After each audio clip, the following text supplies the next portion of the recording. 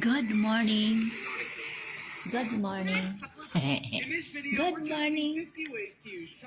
Dito si Alaga nag Hey, what nut is one? Which one you want?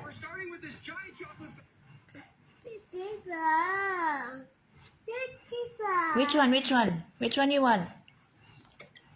Okay. This one, no? This one? What you want? Honey star? You want the honey star? No? So what else? Huh? What? Oh, no na? You want water? Okay.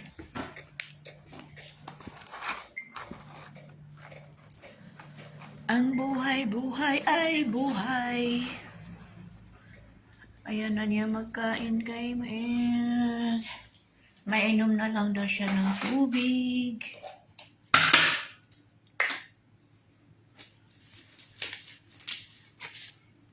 Musta po kayo dyan? A day in my life. Dami ng puti sa buhok ko. Ano naman pa kulay-kulay pag malapit na kasi ang mahal ang mahal $50. Ang $50 sobra na yan 2,000 kulay lang. Iyaan na lang yan muna dyan. Hayaan muna yan dyan. Ang kulay-kulay.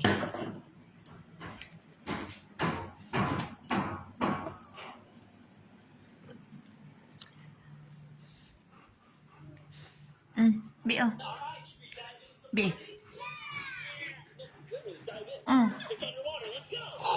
Be careful. Done? More? Orange juice? Okay. Orange juice daw. Orange juice. Kaya, tayo ng orange juice.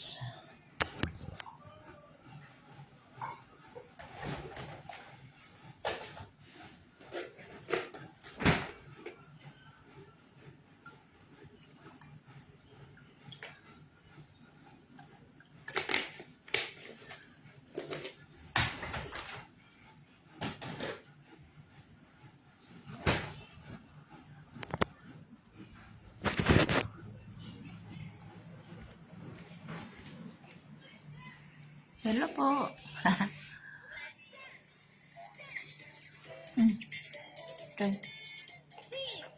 More. You want more?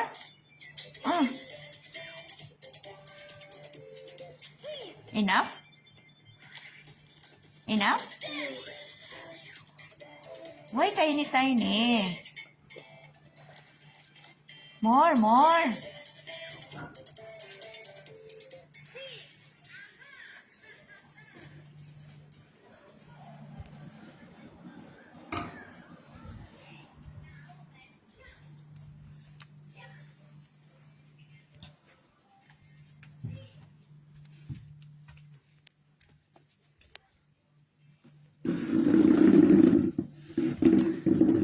Friday ngayon. Friday. Kaya, dito lang tayo sa kwarto. Kwarto or sa labas? Pwede din sa labas. Slow connection man. Ano sa? Sa may netabo. Kita ramang duha. Hindi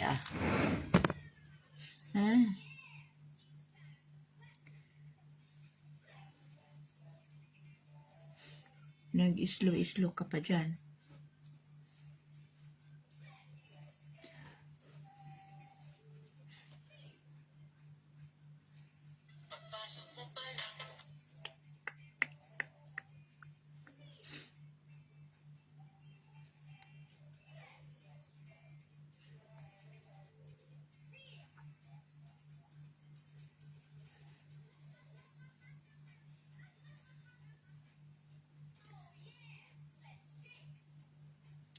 Pagpasok mo sa lang.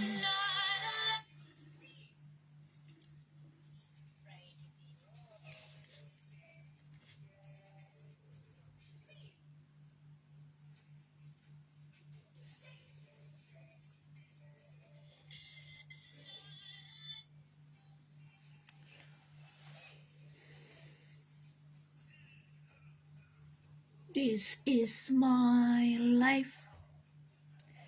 Ang kinabuhi sa abroad. Hindi man madali, pero masaya. Masaya din minsan malungkot. Ganun lang, buhay, di ba? Buhay lang.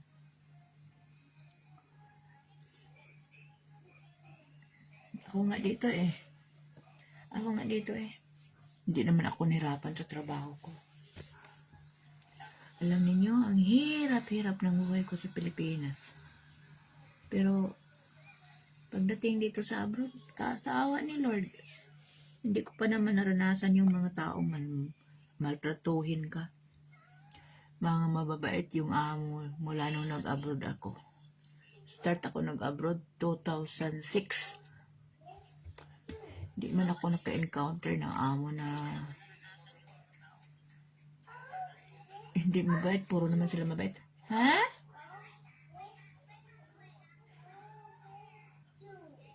What?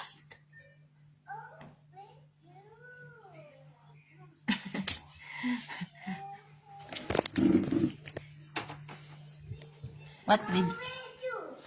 the orange juice. Ang orange juice. Ang ma-encounter lang na-encounter ko lang sa abroad, mula nag-abroad ko yung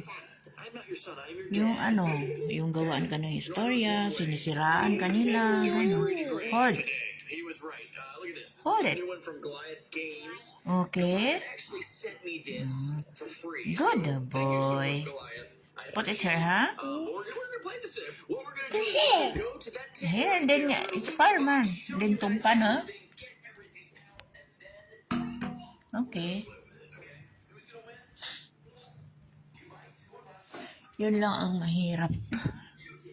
Yung may mga magagaling kasi na makasama mo din sa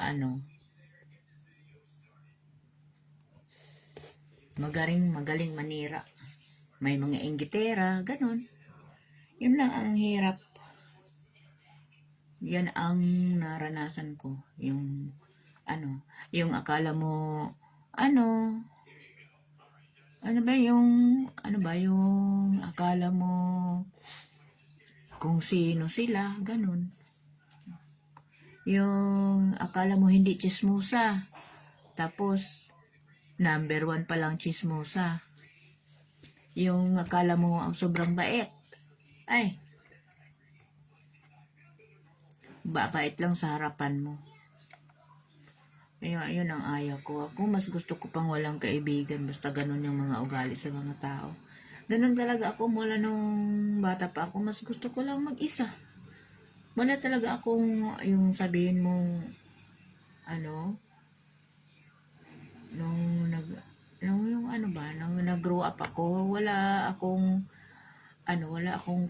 kaibigan na mula nung bata pa ako na hanggang naglaki ako, wala.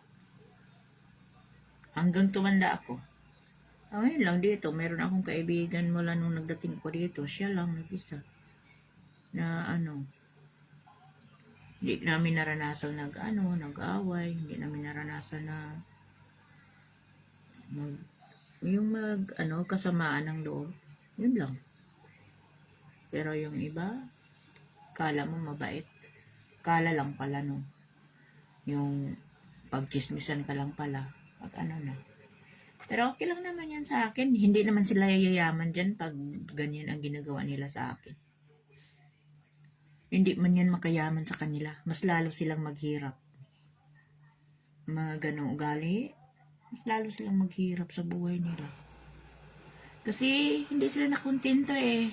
Kailangan pa nilang mga ng ibang tao. Mangi-alam. Kahit walang ginagawa sa kanila, yan. Kaya mas lalo silang maghirap. Kaya huwag niyo yung ugaliing mga ganong ugali.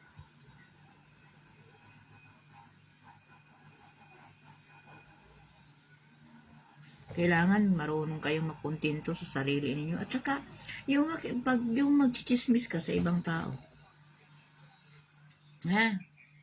Yung ipagchismisan mo yung tao na walang ginagawa sa iyo, gawaan mo lang ng istorya. Ano bang makukuha mo doon? Ha? Wala kang makukuha doon. Naninira ka lang ng tao na walang ginagawa sa iyo. Kaya hindi maganda. Hindi maganda na ginagawa na ganun. Wala akong pakialam sa sa buhay ng ibang tao kasi wala akong maitulong. At saka wala din akong pangtulong, di ba? Makialam ka lang kung may ambag ka doon sa kanila. Yan. Pero hindi nga dapat. Hindi ka nga dapat magkialam. Kasi ambag mo na yun ba? Tulong mo na yun. Hindi mo na yung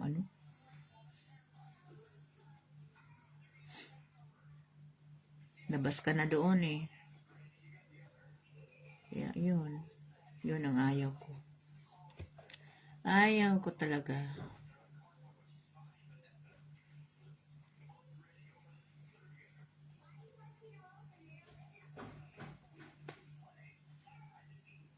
Kaya yun lang. Bye-bye. God bless. Happy Friday, everyone. Bye-bye.